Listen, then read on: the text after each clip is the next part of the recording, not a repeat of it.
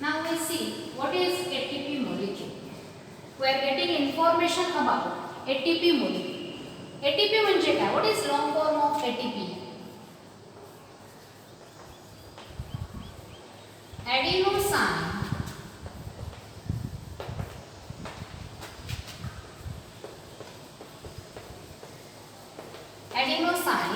Triphosphate. ATP चा long form काय झाला? Adenosine triphosphate. ATP is energy rich molecule. ATP हा ऊर्जा संपृक्त रेणू. and why it is called as energy rich molecule we see here. आता ATP मोलिक्यूल हा कुणाकुणापासून तयार झालेला असतो? फर्स्ट वन इज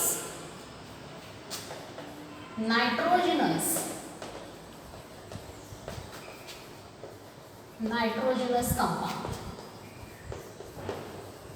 कोणता नायट्रोजनस कंपाउंड आहे? Adenine. Second is ribose sugar. कोणती राइबोज शुगर आहे? Pentose. and third one is phosphate bonds.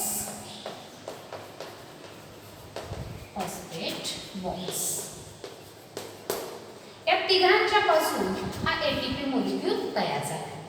How we can draw ATP molecule. आता आपण कसा ड्रॉ करू शकतो बघा. आपल्याला पहिल्यांदा ड्रॉ करायचा आहे ॲडेनाइन. ॲडेनाइन कसा असतो?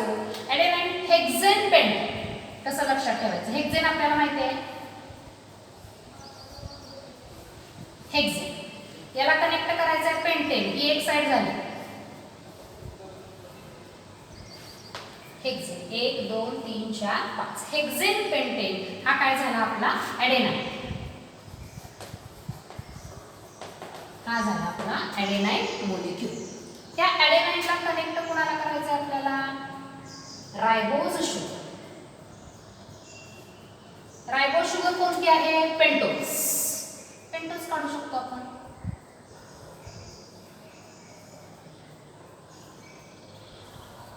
दिस इज पेंटोज. आणि या पेंटोजला कनेक्ट कोणाला करायचं आहे? Phosphate bonds.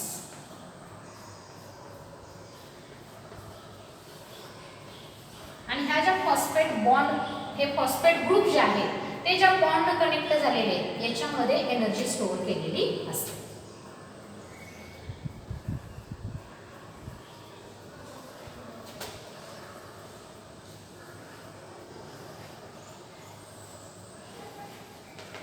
हे आहेत फॉस्फेट बॉन्ड्स.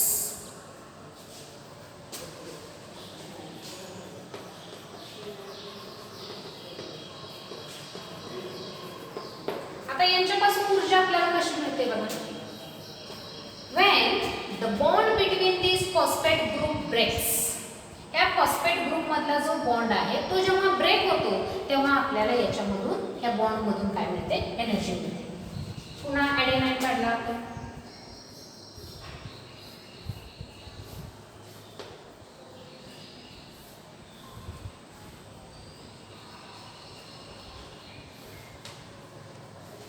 इथं पेंटोज शुगर.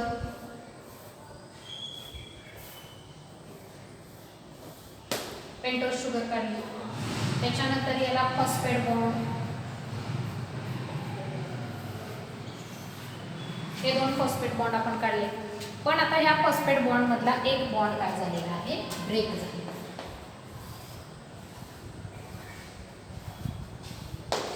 आणि आपल्याला या ठिकाणी काय मिळालेले? एनर्जी.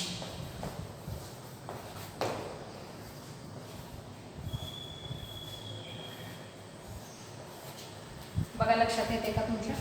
नेहमीप्रमाणे हे काय आहे? ॲडेनाइन.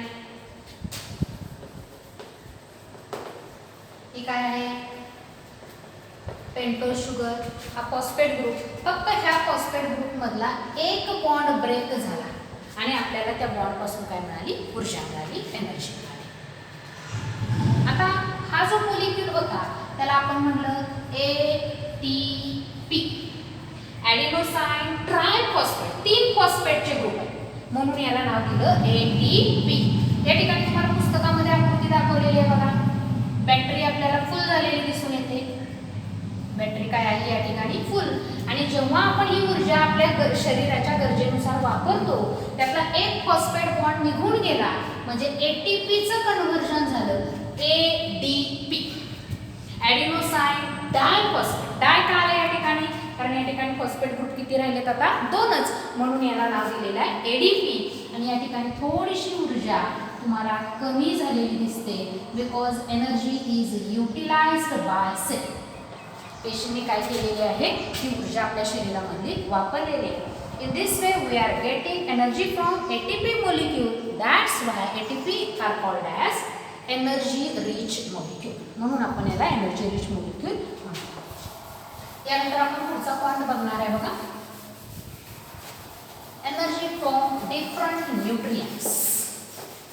नंतरचा पॉइंट कोणता आहे बघा आपला? Energy from different food components. Energy from different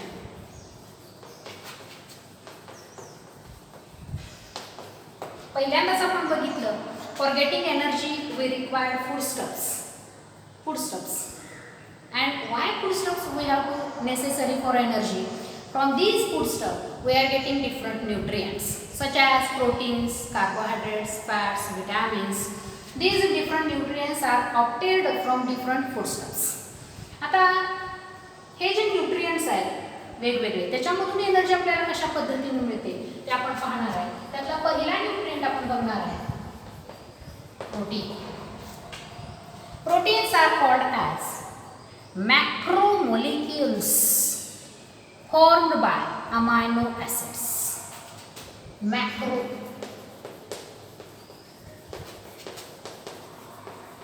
What is macromolecules? त्याला मराठीत म्हणतो आपण महारेणू. कुणापासून हे महारेणू तयार झालेले आहेत? Amino acids.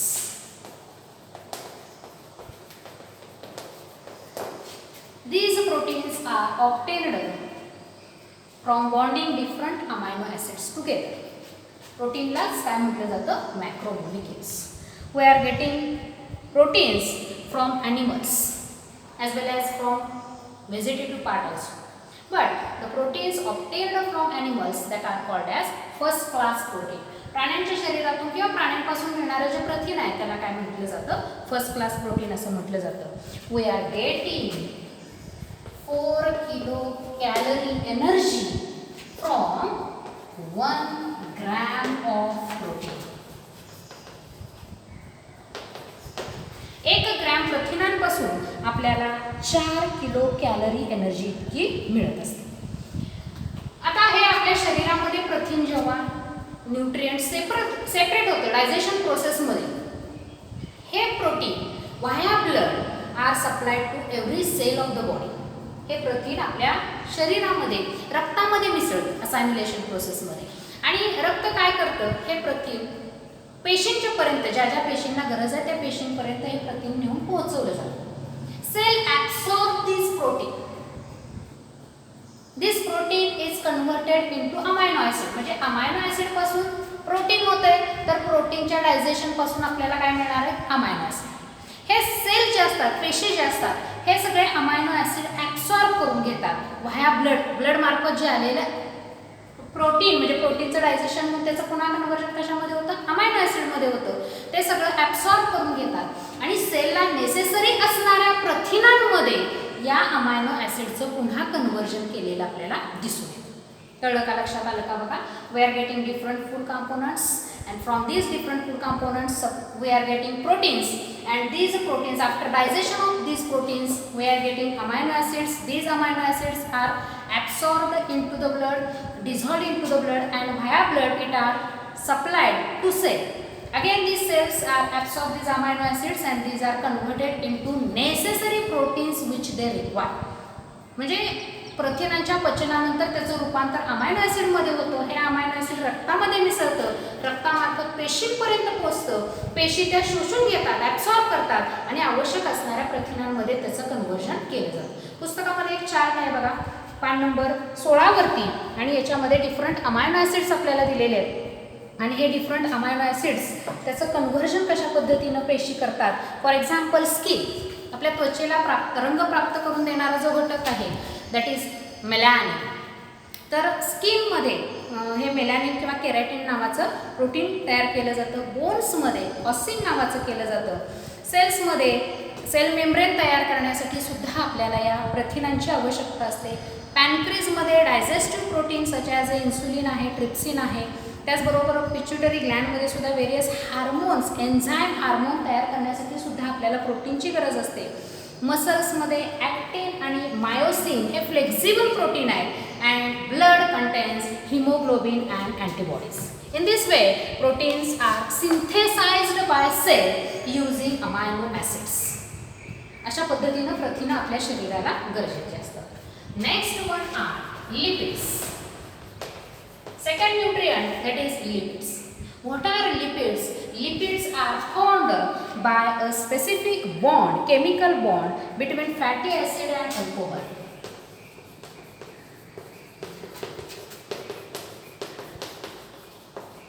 फॅटी ॲसिड आणि अल्कोहोल यांच्यामध्ये एक विशिष्ट प्रकारचा बंध निर्माण होऊन जो पदार्थ तयार होतो त्याला आपण म्हणतो lipids.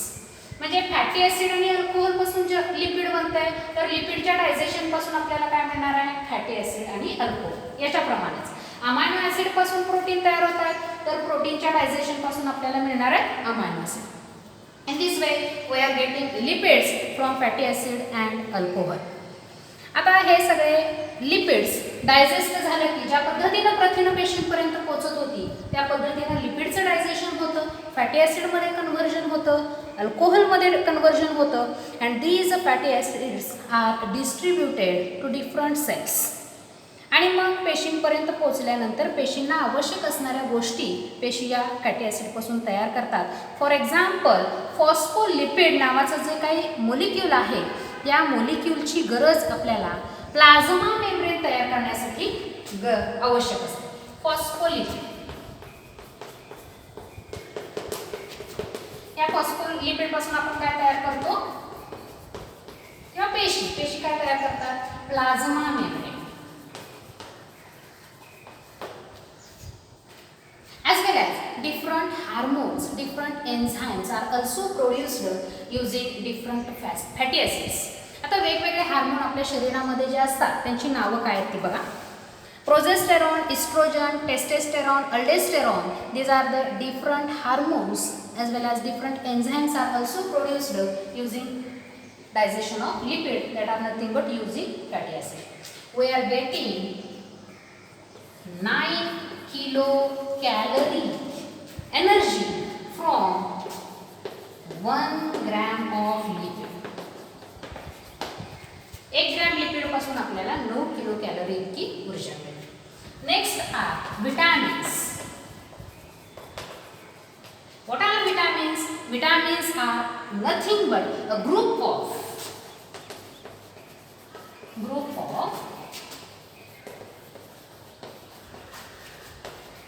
heterogeneous compound.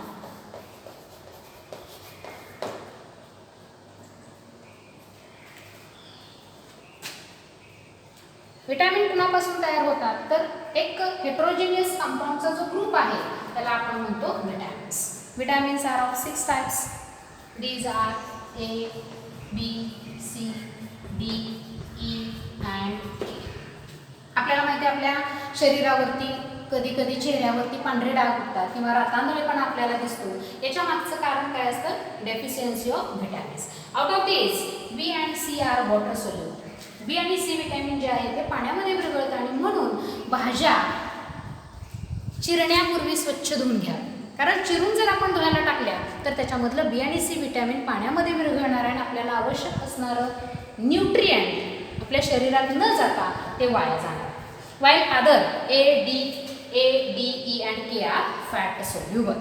Again, the NADH2 and FADH2 आपण आत्ताच बघितलं एरोबिक आणि अनएरोबिक रेस्पिरेशनमध्ये जे NADH2 आणि FADH2 मोलिक्यूल तयार होत आहेत या मोलिक्यूलच्या निर्मितीसाठी सुद्धा आपल्याला विटॅमिनची गरज असते. For example riboflavin and nicotinamide, these are the vitamins which are used for production of FADH2 and NADH2 molecule. Out of this, fourth one is water and fiber. Water and fiber. These are also important nutrients in our body. आपल्या शरीराला वॉटरची, पाण्याची अतिशय गरज असते बघा. पेशीमधलं पाणी कमी झालं तर आपल्याला थकवा जाणवतो. त्याचबरोबर एफिशियन्सी आपली काम करण्याची कमी झालेली दिसून येते. प्रत्येक पेशीमध्ये नियर अबाउट 70% पेशीच्या वजनाच्या 70% त्या पेशीमध्ये काय असतं? पाणी असतं. That's why water is also an essential nutrient. त्याला सुद्धा आपण एक अत्यावश्यक पोषक घटक, पोषक द्रव्य म्हणणार आहे. Fiber, even though fiber are not digested in our body, but it has very important role in our body for production of what it called it as कशाच्या विष्ठा निर्मितीसाठी. एक्सक्रीटरी सिस्टीममध्ये फिसेस विष्ठा निर्मितीसाठी आपल्याला या फायबरची आवश्यकता असते. In this way nutrients are obtained from food components and food components. Digestion of food components gives nutrients and digestion of nutrients gives energy to our body. Next very important thing, that is cell division process. यानंतर आपण बघणार आहे what is cell division. पेशी विभाजन and essential life process असं त्याला म्हटलं जातं. पेशी विभाजनाला काय म्हटलं जातं बघा? and essential life process.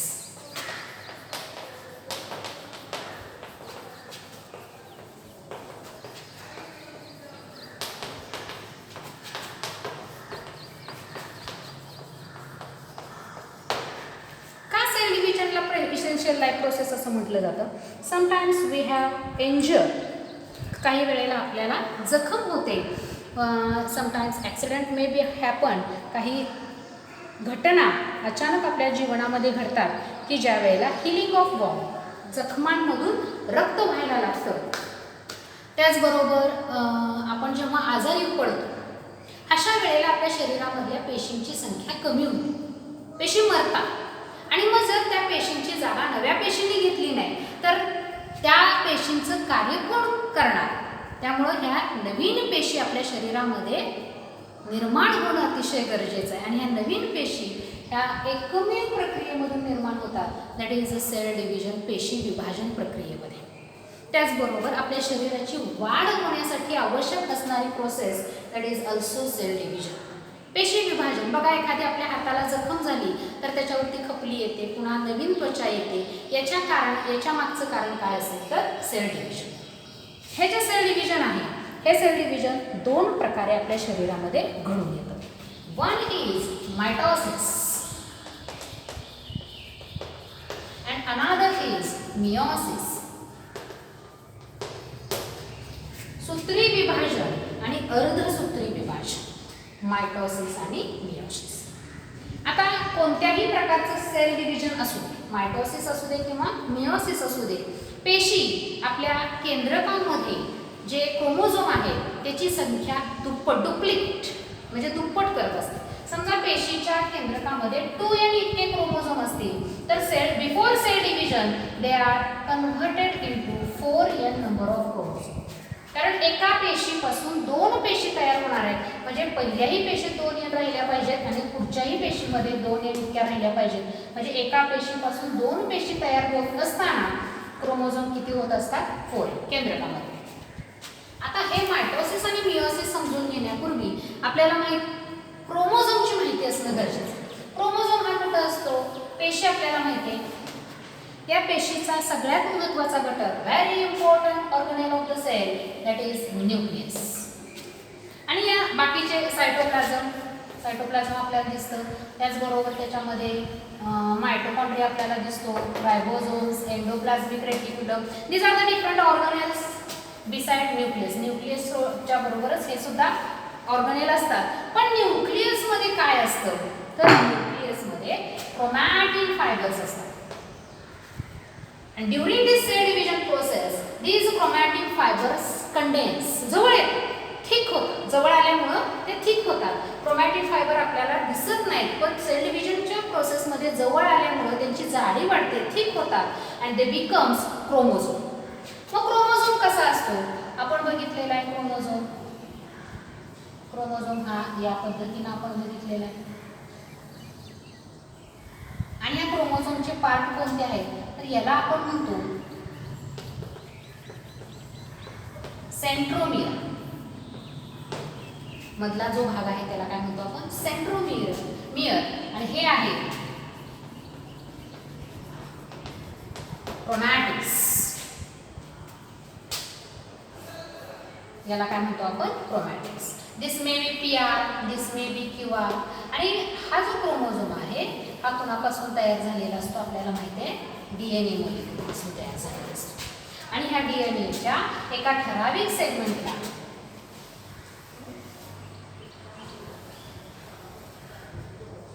आपण DNA बघितलेला होता. आणि ह्या DNAच्या एका ठराविक सेगमेंटला आपण काय म्हणतो म्हणजे कन्स्ट्रक्शन कसं झालं बघा बाळांनो.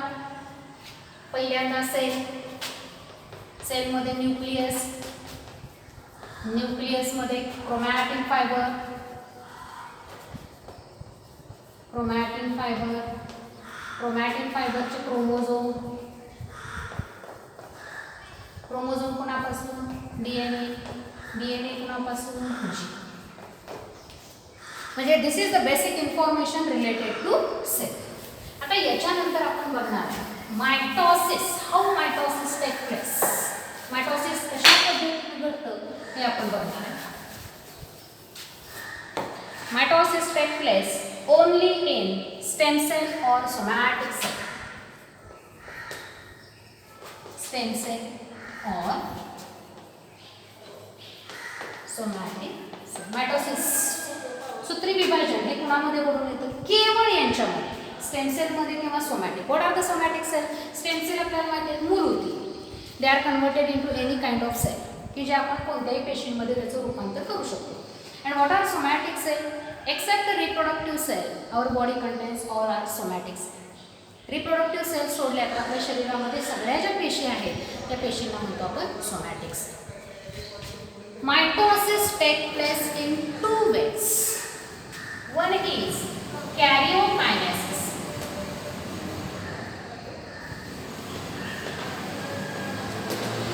And second is cytokinesis. Mitosis दोन भागांमध्ये घडून येतं. One is karyokinesis and another is cytokinesis. What is karyokinesis? Division of nucleus, that is called as karyokinesis. What is cytokinesis? Division of cytoplasm. पेशी द्रव्याचं विभाजन जे आहे त्याला आपण म्हणणार आहे सायटोकायनेसिस. आता याच्याबद्दल आपण डिटेल इन्फॉर्मेशन बघणार आहे. पहिल्यांदा आपण बघणार आहे how karyokinesis take place. Karyokinesis 4 स्टेपमध्ये घडते. One is prophase, second is metaphase, third is anaphase, and fourth is telophase. हे आता कसं लक्षात ठेवायचं याच्यासाठी आपण डायग्राम काढणार आहे. आणि त्या डायग्रामवरून आपल्या लक्षात ठेवता येईल की काय होतं नेमकं. पेशी एक काढूया आपण.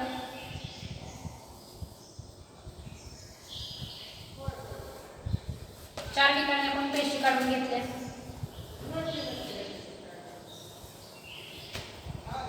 anaphase and last one is telophase. आता ह्या प्रोफेज मध्ये काय होतं बघा. प्रोफेज मध्ये न्यूक्लिअर मेम्ब्रेन जे आहे ते डिसॅक्टिव्ह व्हायला म्हणून हा डॉटेड एरिया दाखवला. This is the nuclear membrane.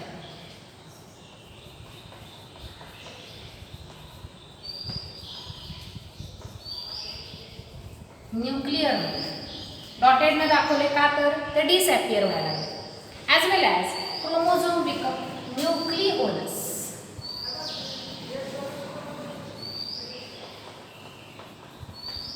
Nucleolus जो आहे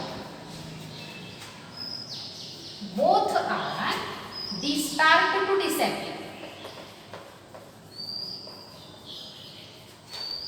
Nucleus nuclear membrane and a nucleolus start to disappear. As the prophase start, these start to disappear, as well as chromosome becomes thick.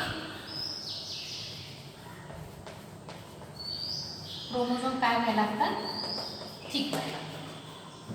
त्याचबरोबर centriole जो आहे, centriole start to move towards pole. हा जो दिसतोय हा काय आहे? सेंट्रिओल. सेंट्रिओल काय येतो? पोल, ध्रुवाच्या दिशेने जायला प्रयत्न. मेटाफेज मध्ये काय होतं? प्रोफेज मध्ये जे डिसॅपियर व्हायला लागले ते टोटली डिसॅपियर होते. म्हणजे न्यूक्लिअर मेम्ब्रेन डिसॅपियर, म्हणजे मेटाफेज मध्ये आपल्याला न्यूक्लिअर मेम्ब्रेन दिसणार नाही, न्यूक्लिओलस दिसणार नाही. Chromosomes become tetrad. हे जे क्रोमोझोम्स आहेत ते काय येतात? टेट्रॅड पोझिशन मध्ये. As well as spindle fibres are form. या ठिकाणी हा जो सेंट्रिओल होता तो काय झालेला आहे? पोलच्या साईडला आहे. हा ग्रीन कलरचा आहे, त्याला आपण काय म्हणणार आहे? सेंट्रिओल. त्याचबरोबर हे जे क्रोमोझोम आहे ते टेट्रॅडच्या स्वरूपामध्ये. टेट्रॅडच्या म्हणजे काय बघा मला?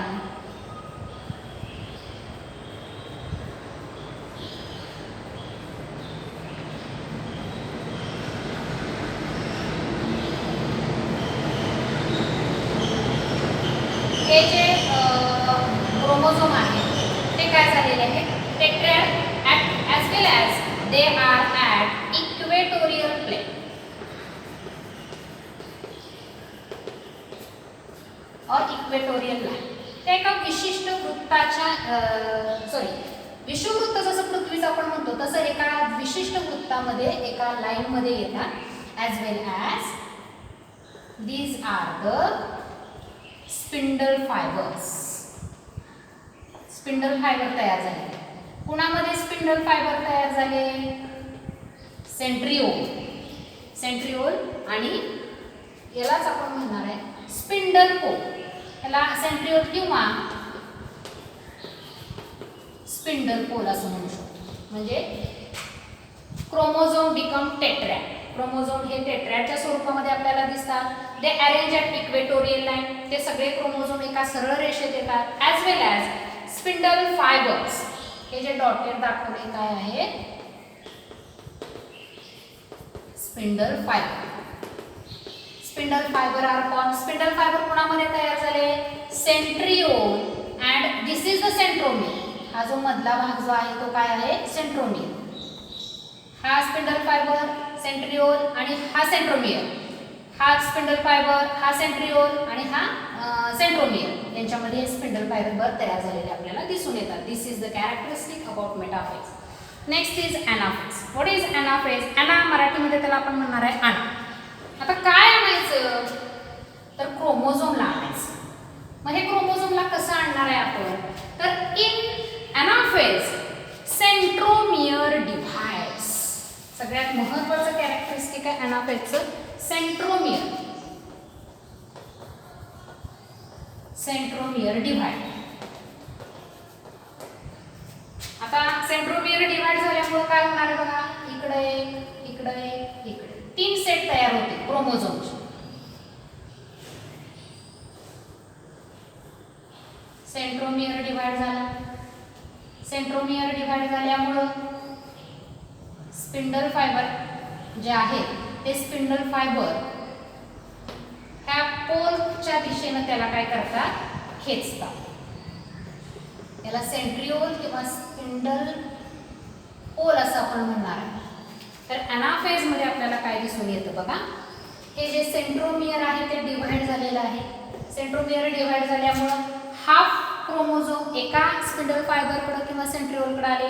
हाफ क्रोमोझोम दुसऱ्या स्पिंडल फायबरकडे किंवा फायबरकडे नाही, सेंट्रिओलकडे आपल्याला आलेले दिसते. स्पिंडल पोल हे जे दिसत आहेत आपल्याला याला सेंट्रिओल किंवा आपण याला स्पिंडल पोल असं म्हणणार आहे. तर हे 2 सेट आपल्याला सेपरेट झालेले दिसून येतात. महत्त्वाचा एनाफेज मध्ये काय होतं? तर सेंट्रोमियर डिव्हाइड होतं. त्याचबरोबर आता last one is anaphase, sorry telophase जे आहे अंत्यावस्था. या टिलोफेजमध्ये काय होतं बघा. Telophase, in telophase two separate cells are form. That means nucleus is divided. Nucleus is divided. Nucleolus start reappear.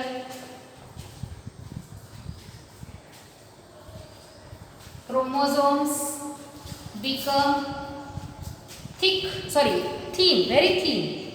जे प्रोफेज मध्ये झालं ते टिलोफेज मध्ये आपल्याला काय दिसतंय.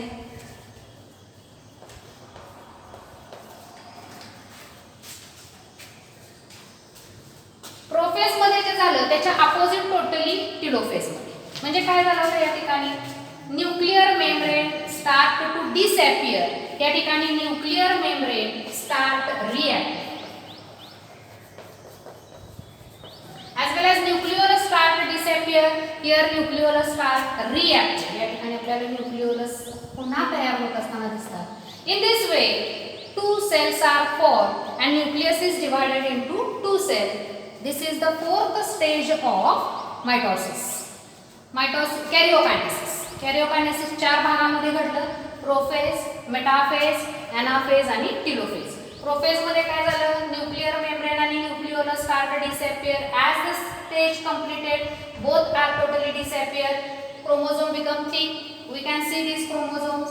Again in metaphase, chromosomes become tetrad and they arrange at a equatorial line. एका सरळ रेषेत आलेले आपल्याला दिसून येतात. As well as spindle fibers are formed. Spindle fibre कोणामध्ये तयार झालेले आहेत सेंट्रिओल किंवा यालाच म्हटलं जातं स्पिंडल पोल अँड सेंट्रोमियर. याच्यामधला जो आहे तो त्याच्यामधला त्याला म्हणतो आपण स्पिंडल फायबर तयार होतात. एनाफेज मध्ये हे दोन क्रोमोझोमचे सेट काय झालेले आहेत सेपरेट झालेले आहेत आणि सेंट्रोमियर महत्वाचा डिवाइड झाला आहे कशामध्ये एनाफेज मध्ये. आणि लास्ट टिलोफेज मध्ये काय झालेले आहे हे दोन सेट याच्यापासून एकच सेल तयार झाली याच्यापासून एक सेल तयार झाली आहे दोन सेल तयार झालेले आपल्याला दिसतात. आणि प्रोफेज मध्ये जे झालं होतं त्याच्या अपोजिट याच्या प्रोफेज मध्ये न्यूक्लिअर मेम्ब्रेन आणि न्यूक्लिओलस डिसअपियर होत होता. टिलोफेज मध्ये ते रिअपियर होत आहेत. In this way two cells are formed and karyokinesis is completed through these four stages. Next stage that is called as cytokinesis. And in this cytokinesis we see notch is formed. notch म्हणजे काय खाच. ही notch या पेशींच्या मध्ये आपल्याला तयार झालेली दिसून येते. आता आपण बघतोय सायटोकायनेसिस. म्हणजे सायटोकायनेसिस मध्ये सायटोप्लाझमचं डिव्हिजन होणार आहे. हळूहळू काय होणार आहे की नॉच वाढत